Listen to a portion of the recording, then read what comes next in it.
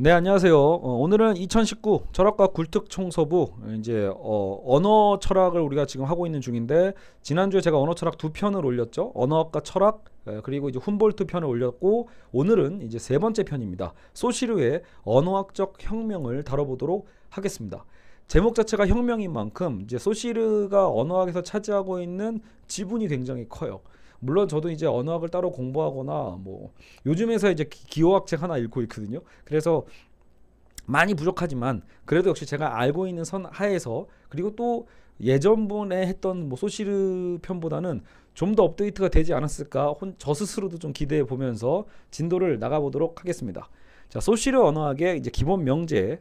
자, 언어나 기호가 갖는 가장 일반적인 특징은 그것이 뭐예요? 기호죠. 기호가 어떤 사물이나 기호 사용자의 의도를 대신한다.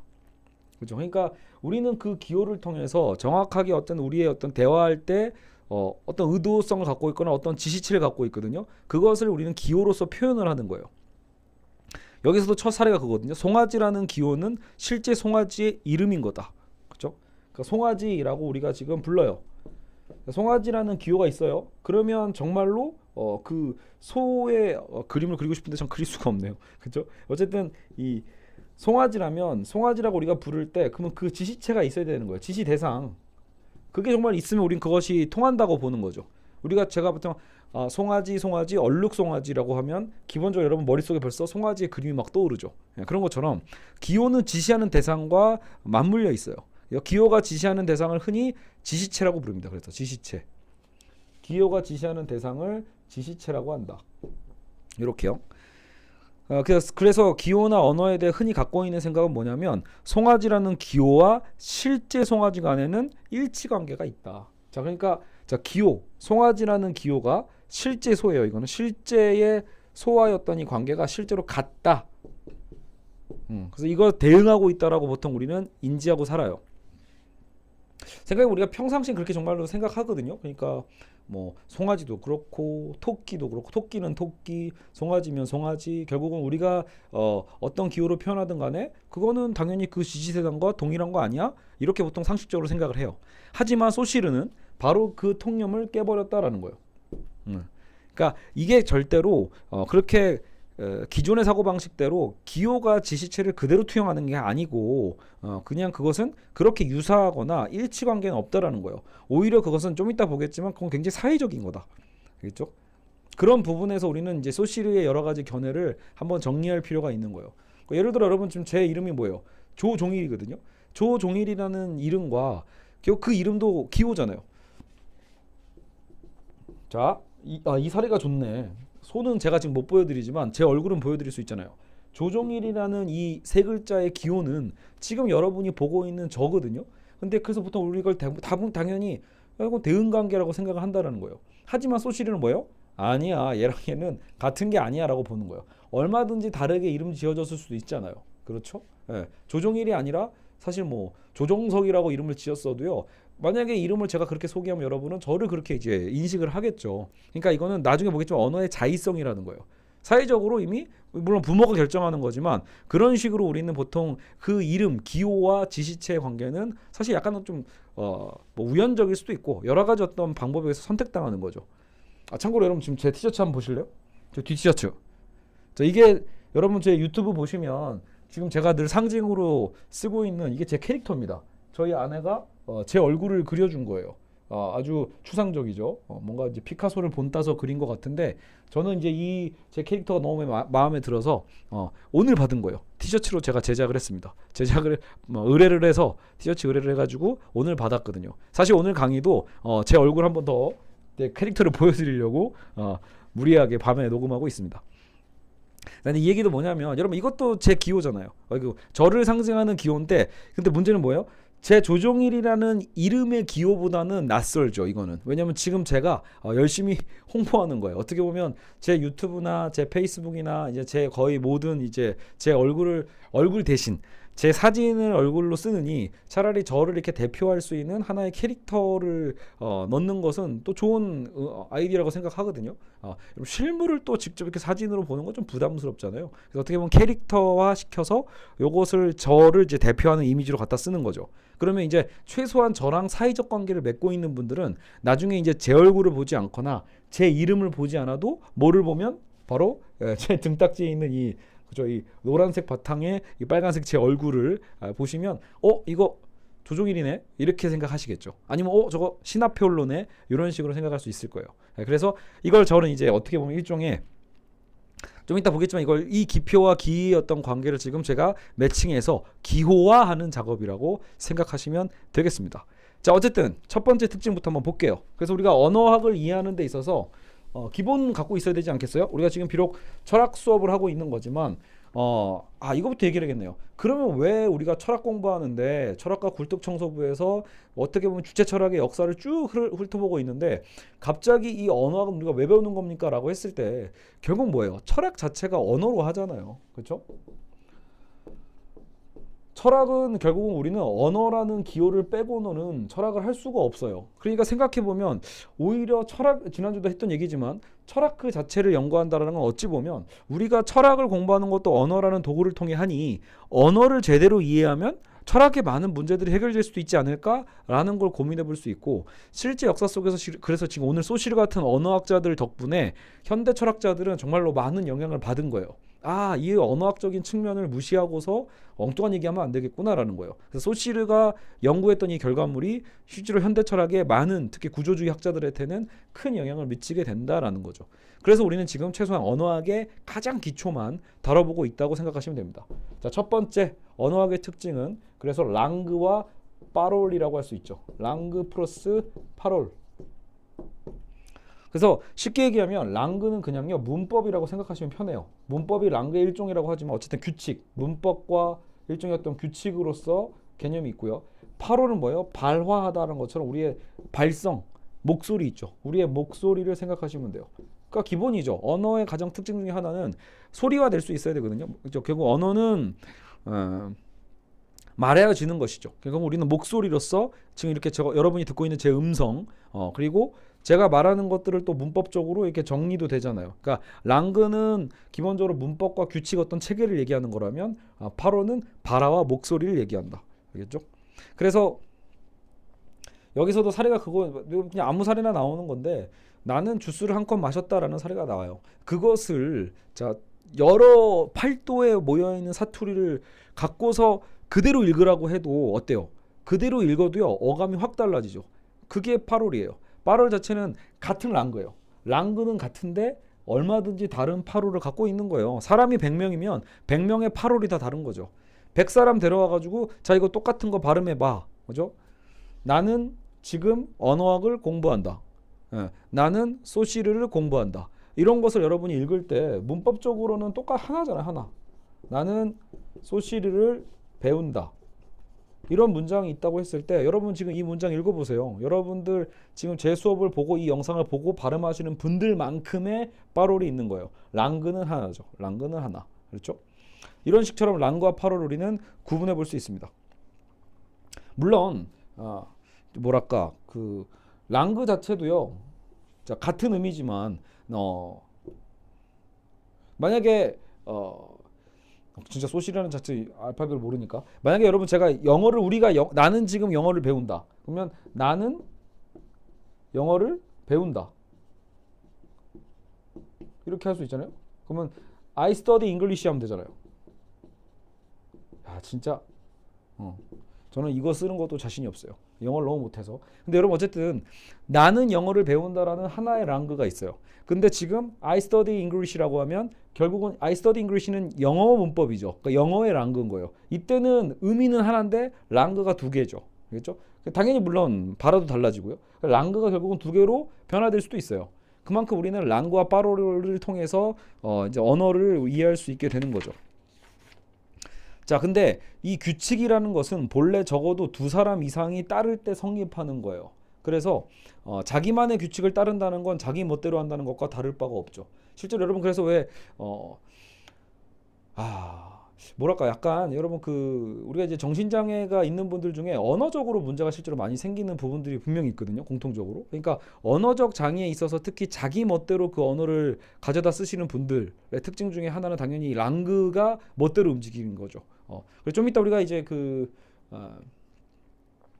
뒤에서도 그 언어 장애에 대해서도 살짝 야콥슨을 통해서 배우긴 할 텐데 그때 좀 더 구체적으로 알게 될 거예요. 그러니까 결국은 어떤 이제 우리가 실어증이라고도 표현하지만 그 실어증과 나중에 여러분 이 그냥 정신장애인 분들 중에서도 이 언어적인 문법 체계가 무너지는 경우들이 있거든요. 그러니까 그런 부분에 대해서 어떻게 보면 랑그에 대한 중요성이 있는 거예요. 랑그 자체는 혼자 멋대로 해서는 의사소통이 안 되죠. 기본적으로 우리는 모두가 함께 따르는 규칙이에요. 한국의 문법을 그래서 우리가 배워야지만 한국어를 할 수 있고 영어의 문법을 이해해야지만 우리 영어를 할 수 있는 것처럼 말이죠. 그래서 기본적으로 이 랑그는요 사회적이다. 자 그리고 우리가 지금 소시르를 배우고 있는 거잖아요. 그런데 소시르의 관심은 그래서 일단 이 파롤 쪽이 아니라 이렇게 되어 있는 거지만 소시르가 관심을 갖고 있는 건 바로 그래서 이 랑그 이 문법 체계에 대한 얘기입니다. 그렇죠? 그래서 랑그는 기본적으로 사회적이다. 라는 얘기가 있고요. 자 그리고 사회적 규범이자 사회적이라는 것. 자 그리고 두 번째는 기호와 지시체의 관계입니다. 자 첫 번째 그래서 랑그와 파롤이었지만 제가 랑그만 남겨둘게요. 그래서 랑그는 사회적이다라는 거. 그리고 이제 기호와 지시체의 관계. 자 아까 방금 우리가 처음에 얘기했던 기호 지시체 관계인데 여기서 이제 제일 중요한 기표와 기의 개념이 나와요. 기표 플러스 기의 이런 거죠. 뭐냐? 기호는 자의적이에요. 기호와 지시체 관계에 대해서 아까 제가 제 얼굴로 설명을 드렸잖아요, 여러분. 그러니까 결국은 아까 사회적이라고도 했고 다른 말로 하면 자의성, 언어의 자의성이라는 말 들어보셨죠? 그러니까 언어의 자의성의 이 개념이 바로 이제 기표와 기의 관계를 알면 되거든요. 그래서 기호와 그것이 담고 있는 의미와의 관계가 자의적이란 말인데 소시르는 이 기호를 기표와 그리고 기의로 나눕니다. 그래서 기표는 프랑스어로 시니피앙이라고 하고 기의는 시니피에라고 합니다. 그래서 기표는 표시하는 것, 기의는 표시되는 것. 그렇죠? 어디죠? 기표, 기의. 그래서 쉽게 얘기하면 여러분 그냥 저도 이거 예전에 외울 때 그냥 표현한다, 표시한다, 표현한다 이렇게 생각하시면 되고요. 의는 그냥 의미 이렇게 생각하시면 됩니다. 알겠죠? 표시, 표현, 의미 이런 식으로. 그래서 기표는 표현, 기의는 그 의미를 담아내는 거죠. 어떻게 보면요. 그래서 여기서 예를 들어 시계가 있다라는 거예요. 시계라는 소리와 그리고 그 시계라는 그 똑딱이 자체는 아무런 연관성이 없는 거예요, 사실은요. 그냥 거기에다가 우리가 시계라고 붙였고 그러니까 자의적으로 붙인 거죠. 다만 그게 사회적 약속일 뿐이고. 알겠죠? 그러니까 그렇기 때문에 기표는 그 대상과 무관한 거예요. 기표는 그 대상과 그러니까 기표라는 게 결국 이 지시체와 무관한 거예요. 지시체와 무관한 채로 쓰여지는 거죠. 앞으로 이렇게 보면 여러분 만약에 보면 그러면 기호가 그냥 기표인가 보다 이렇게 생각하실 수 있지만 그 제가 이제 최근에 이제 기호학 책을 읽고 있는데 여러분 기호는요. 기표 플러스 기라고 보시는 게 더 맞아요. 기표 플러스 기. 알겠죠? 그냥 기표를 기호다라고 왜 이렇게 좀 같이 치환해 놨냐면 이제 보여지는 건 실제로 이제 기표로서 기호는 쓰여질 수 있거든요. 네. 기표 그 자체가 이제 기호의 역할을 해요. 하지만 보세요. 이런 거예요. 자, 여기 좀 지울게요. 차라리 지우고 제가 옆에다가 좀 써놓을게요. 자, 아까 지금 말씀드린 거 첫 번째는 이제 이 랑그에 대한 랑그와 파롤이었는데 이제 거기서 이제 사회적이었다는 얘기를 하고 이제 주번에서 우리가 지금 기호 지시체 개념에서 언어의 지금 자의성 얘기를 하고 있습니다. 이 자의성에서 지금 우리는 기표와 기의의 관계를 배우고 있죠. 자, 그러면 이렇게 보시면 돼요. 자, 제가 이제 기호학 책에서 봤던 사례는 뭐였냐면 장미꽃이었어요. 장미꽃. 그래서 이 장미꽃이라는 게 자, 장미꽃 한 송이가 있어요. 그러면 장미꽃은 무엇을 의미하는가라고 했을 때 만약에 여러분 이제 우리가 발렌타인데이 때 장미꽃을 선물한다라는 건 무슨 의미예요? 그때는 장미꽃에는 자, 장미꽃 자체는 그냥 꽃이잖아요. 꽃일 뿐이에요. 근데 거기에는 뭐가 있다? 장미꽃은 기표고 기의에는요 사랑이라는 개념이 들어가죠. 그죠? 장미꽃을 여러분 발렌타인데이에 관심도 없는 이성에게 꽃 주면 어떻게 돼요? 큰일 나죠. 예. 왜요? 나름 그것도 사회적인 있던 기호거든요. 그러니까 장미꽃을 여러분 발렌타인데이나 크리스마스나 이럴 때 남발하시면 안 되는 거예요, 당연히. 나 그냥 장미꽃 갖다 주웠어라고 해가지고 진짜로 주순 장미꽃을 아무 여성에게나 남성은 아니면 또 모르죠. 뭐 여러분 어쨌든 뭐 이성애를 떠나서 어쨌든 누구에게도 여러분 꽃을 함부로 주는 것은 그게 뭐예요? 사약적 기호니까. 예, 사랑이라는 의미를 담고 있단 말이에요. 그러니까 나중에는요. 자, 기표는 장미꽃, 사랑은 의미예요. 그게 나중에 더해지면 나중에 기호로서 장미꽃이 존재하는 거죠. 그러니까 그래서 기표와 기호가 드러나는 건 같은데 이 장미꽃 자체가 결국은 뭐예요? 하나의 기호로서 작용을 하게 되는 거예요. 그렇죠? 자, 아니면 요즘 정치 사례로 한번 제가 생각해 볼게요. 여러분 태극기 한번 생각해 보세요. 태극기. 사실 여러분 이제 태극기라는 것을 생각해 보면 뭐가 떠올라요? 태극기. 우리가 다 알고 있는 거 있잖아요. 태극기에 건공감이 있고 좀 딱 이렇게 우리 빨간색과 파란색의 어떤 대칭의 하얀색 바탕에 이 태극기를 딱 우리가 머릿속으로 떠올리든 봤을 때 어떤 게 느껴지세요? 당연히 일단 하나는 애국심, 마음이 떠올라. 어때요? 태극기라는 하나의 국기 기표를 봤는데 그 기가 떠오르는 거예요. 그리고 뭐도 떠올라요? 당연히 대한민국이 떠올라야죠. 한국 국기니까. 사실 이게 가장 기본이긴 하죠. 태극기를 보면 한국이 떠올라야 돼요. 그리고 혹은 독립투사 떠올리잖아요, 왠지. 왜냐하면 아무래도 우리가 일제 시대 때 이 태극기를 만들었기 때문에 한국의 태극기 하면 기본적으로 독립이 떠오르기도 합니다. 그러니까 우리는 태극기라는 것도 사회적인 약속에 의해서 정해진 거기 때문에요. 태극기라고 하면 기본적으로 이런 기를 담고 있는 거예요. 결국 그래서 하나의 태극기라는 기호가 되는 거죠. 태극기라는 기호는 무엇을 의미하는가라고 했을 때 이런 게 쭈르륵 떠오르는 거예요. 알겠죠? 그래서 태극기가 태극기로서 하나의 기호로서 작용을 하는 거죠. 근데 이제 좀 이따 우리가 또 배우겠지만 언어가 자의적이긴 한데 사회적으로 약속된 것만큼 사실은 쉽게 바뀌지 않아요. 여러분 예를 들어 뭐 갑자기 여러분 지금 제 아까 이 상징 딱 제가 이거 들으면서 나는 우리나라 국기가 이거라고 생각해라고 얘기하면 여러분 제가 미친놈 취급당하겠죠. 그렇죠? 지 얼굴 캐릭터 들고 나서 난 이게 우리나라 국기야 이렇게 백날 얘기하는들 누가 인정하겠어요. 그러니까 사실은 되게 어려운 거예요. 한번 언어가 이렇게 자의성에 의해서 결정되더라도 이 결정된 건 사회적인 것이기 때문에 아무나 바꿀 수 없다. 쉽게 바뀌는 것도 아니고요. 근데 문제가 좀 있죠. 태극기 하면 최근에 여러분 태극기 할 때 지금 제 세대나 아니면 좀 더 젊은 사람들이 봤을 때 태극기 하면 왠지 태극기 부대가 떠올리지 않아요? 자, 굉장히 이제 예민한 문제죠. 그러니까 어떻게 보면 이분들은 전형적으로 우리 박근혜 탄핵 집회 때부터 발생을 한 거라고 볼 수 있죠. 그래서 전형적으로 이제 당시에 박근혜를 탄핵하던 어떤 대다수의 어쨌든 이 시위대가 있었고 국민 시위대라고 할 수도 있어요. 어쨌든 이 양쪽으로 어마어마하니까. 근데 그 반대쪽에 이제 이 태극기 부대가 생겨났었단 말이에요.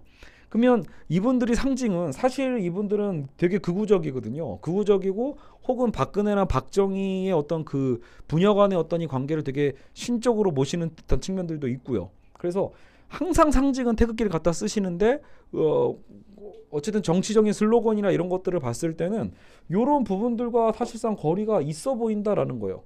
심지어 여러분 최근에 우리가 어때요? 일본과의 관계가 현재 2019년에 여름에 지금 우리는 일본과의 관계가 굉장히 지금 안 좋아지고 있는데 그러다 보니까 아무래도 일본은 일장기잖아요. 태극기와 일장기의 싸움이 되고 있는 거죠. 그러니까 상징적인 거예요. 일본과 싸우는 이때 태극기의 역할은 당연히 애국을 바탕으로 하고 있어요. 근데 지금 의외로 뭐냐면 이 태극기 부대를 지지하는 분들 안에서 되려 일본에 대한 물건을 사자고 하시는 분들이 있고 오히려 일본에 대한 것에 대해서 되려 한국 정부를 비판하시는 분들이 훨씬 많거든요. 그러니까 워낙 이분들이 무조건적으로 한국 정부를 비판하다 보니 정작 정부는 또 근데 어떻게 보면 태극기를 대표한단 말이에요. 그러니까 한국 정부를 비판을 하려다 보니까 스텝이 엉키는 거죠. 그러다 보니까 오히려 일본을 옹호하게 되는 아이러니한 상황이 벌어지는 거예요. 상징은 태극기인데 지금 오히려 일장기와 싸우고 있는 국가적인 어떤 상황 속에서 되려 일장기를 찬성하게 되는 모순이 발생하는 거예요. 즉 기호를 지금 잘못 쓰고 있게 돼버리는 거죠. 자, 그래서 물론 저랑 정치적으로 또 색채가 또 다르신 분들은 또 여기서 태극기 부대 지지하시는 분께서는 극 분노하실지도 모르겠지만 일단은 대체적으로 굉장히 폭력적 성향이 강한 건 사실이고요. 어떤 시위보다 우리나라 문화에선 제일 강한 편이거든요. 폭력성이요. 그러니까 그러면서도 태극기에 대한 것을 오히려 또 사용도가 다르게 만들어냄으로써 사실 태극기 하면 이제 이미지를 바꾼 거예요. 요즘 젊은 사람들은 지나가다가 태극기 들고 있는 어르신만 봐도 그냥 바로 그분을 규정해 버릴 수 있게 되는 거죠. 예. 저분의 정치 성향은 뭐야? 이게 돼 버리는 거예요. 근데 되게 끔찍하지 않아요? 만약에 여러분 아닐 수도 있잖아요. 실제로 독립운동가 후손 할아버지께서 태극기를 들고 그냥 종로나 시청 쪽으로 왜 가지 못하겠어요? 이분들은 애국심이 얼마나 강한데, 그죠? 근데도 젊은이들이 그런 거 보면 태극기라는 기호 가치가 이미 좀 바뀐 거예요. 태극기는 이제 어떻게 보면 다른 기회를 갖게 된 거예요.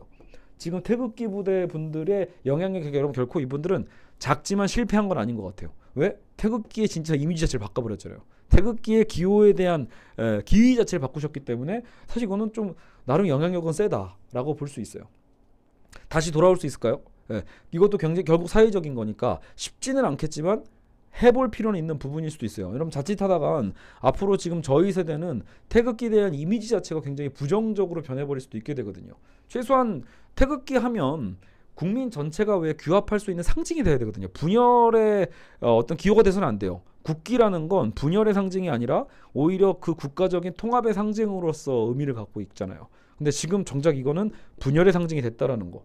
예전에는 사실 서로 싸우다가도 여러분 야당 여당 싸우다가도 왜 태극기 앞에서는 통합이 돼야 되잖아요. 근데 그게 아니라 지금은 이제 분열의 기의를 갖고 있는 거예요. 그러니까 그 기표가 이제는 기의가 달라지고 있다는 거죠. 태극기라는 그 기표가 다른 기의를 만들어내고 변화되고 있는 상황이다라는 겁니다. 자, 그리고 이제 세 번째 특징을 볼게요. 세 번째 특징은 공시성과 통시성이에요. 공시, 통시. 이거는 여러분 이제 이렇게 보시면 됩니다. 같은 공간 안에서가 공시성이고, 통시적인 우리가 이제 통하여, 그러니까 뭔가 이제 시대적인 거, 시대적으로 과거, 현재, 미래를 이렇게 관통하는 어떤 그런 통하는 어떤 느낌으로서 통시성. 왜냐하면 언어라는 게 두 가지 특성이 있는 거예요. 언어라는 게 같은 시대 안에 어떤 시대성이 있어요. 지금이라고 합시다. 그 시대가 현재라고 합시다. 현재라는 어떤 이 시대성에서 언어는 같은 얼개를 갖고 있어야죠. 어떤 특정한 얼개. 그래서 하나의 문법으로서의 어떤 특징을 다 인접해가지고 다 갖고 있어야만 해요. 하지만 언어는 변화되거든요. 과거에서 현재에서 미래로 가면 언어는 또 바뀌죠. 네. 우리가 보통 어때요? 훈민정음도 나란 말싸미 뭐 이렇게 표현하잖아요. 그러니까 그때의 한글과 지금의 한글이 어때요? 변화되고 있잖아요. 그러니까 그 시대적인 어떤 변천 이런 것들 얘기할 때는 언어의 통시성이고요. 그 시대성 안에서의 여러 인접성 안에서의 어떤 뭐 문법 체계일 수도 있고요. 그러니까 여기서 이런 말이 나오죠. 주어와 동사, 한국의 주어와 동사가 함께 쓰이고 타동사는 목적어를 갖고 이런 등등등 문법적인 그 랑그의 체계가 이 현재에서 딱 어떻게 연결되고 있는가, 이게 이제 공시성이라는 거죠. 그래서 언어학에는 공시 언어학과 통시 언어학이 있는데, 아까 소시르가 뭘 중요한다고 했죠? 랑그를 중시하고, 그리고 그 랑그도 통시적인 어떤 이 문법의 변화 체계보다는 이 현재 체계 안에서, 그러니까 이 공시적인 특징 안에서의 랑그를 중시하는 거예요. 그래서 역시 소시르는 이쪽에 공시성에 무게를 두고 있다. 그렇죠? 랑그와 파롤에서도 랑그였고요. 자, 그래서 공시 언어학을 중심으로 한다라고 하시면 될 것 같습니다. 자, 네 번째. 자, 우리는 지금 언어학의 세 번째 특징까지 살펴봤고요. 네 번째가 오히려 또 이제 혼동이 나중에 좀 될 수 있으니까 잘 따라오셔야 됩니다. 네 번째가 결합관계와 계열관계입니다. 자, 결합과 계열. 자, 결합관계, 계열관계다. 그래서 이거는 뭐냐면 문장을 엮어가는 형식을 얘기하는 거예요. 그러니까 아까 언어의 그 시대성의 어떤 시대를 통과하는 통시성이 있고, 그 시대 안에서 어떤 공시성이 있다라면, 거꾸로 또 언어학은 문장을 형성해야만 하잖아요. 문장을 형성하는 거에 있어서 결국은 결합관계와 계열관계로 구분해낼 수 있거든요. 자, 이거는 거기에 딱 표를 일부러 만들어 놓으셨어요. 나는 밥을 먹는다. 자, 이렇게 붙어야 되죠. 나는 밥을 먹는다. 그렇죠? 거기에다가 우리는 이렇게 바꿀 수 있어요. 우리는 빵을 버린다. 너는 물을 깃는다. 이렇게. 자, 그러면 보시면 여기서 요 세로 관계 있죠. 세로 관계. 이거 어때요? 다 대체 가능하죠. 바꿀 수 있죠. 네. 예를 봐요. 너는 밥을 먹는다. 너는 밥을 버린다. 우린 밥을 먹는다. 깃는다는 안 되겠네요. 깃는 물 할 때만 쓰는 거니까. 어쨌든 그러니까 요게 뭐예요? 그러니까 잘 안 맞을 때 우리는 밥을 깃는다. 말이 안 되죠. 그러니까 요 수평적 관계 요게 뭐예요? 요게 결합 관계예요. 결합을 잘해야죠. 아무거나 막 결합할 수는 없잖아요. 그러니까 이것을 결합 관계라고 하죠. 우리는 빵을 버린다. 밥을 버리든 빵을 버리든 물은 버릴 수 있어요. 근데 이제 깃는다는 건 우리가 보통 물에만 갖다 쓰잖아요. 어쨌든 너는 물을 깃는다. 그죠? 이것처럼 요 가로축 자체를 이걸 결합 관계라고 하고요. 요거 바꾸는 거 있죠. 너, 나, 우리 체인지도 되죠. 물, 밥, 빵 체인지도 되고 수로도 마찬가지예요. 깃는다, 먹는다, 버린다도 어쨌든 상황에 따라서 우리가 바꿀 수 있잖아요. 이거를 계열 관계라고 해요. 알겠죠? 그래서 이건 언어 자체가 이건 생타금이라고 이건 파라디금이라고 발음하는 것 같은데 여하튼 이런 측면에 대한 건 우리가 어렵진 않죠. 일단 봤을 때 이게 뭐 언어라는 게 저렇게 구성되어 있을 수 있지라는 거예요. 자, 그래서 이 두 개의 축이 단어들을 문장으로 만들고 언어로 조직하는 틀이에요. 알겠죠? 그래서 일단 이것만 보면 어렵진 않으니까 이렇게 통과. 나중에 여러분 좀 이따 우리가 환유와 은유 배울 거거든요. 환유와 은유를 배울 때 이제 얘가 다시 쓰여집니다. 그래서 꼭 이거는 일단 기억해 두세요. 결합관계랑 계열관계. 자, 다섯 번째는 기호의 가치. 자, 이게 중요해요. 기호의 가치를 중시한다. 자, 그래서 이건 뭐냐면 소시르는 기호의 가치에 대해 얘기합니다. 이 말은 좋다 나쁘다를 말하는 그 가치가 아니래요. 의미라는 말과 유사하다. 차라리 가치란 말은. 그래서 사실은 의미란 말과 달라지는 내용을 표시하기 위해 끌어들인 용어인데 소시르는 자 여기서 이제 사례가 그거예요. 이것도 자리가 없네요. 지금 지워야 될 것 같아요. 여러분 지금 제가 배가 고픕니다.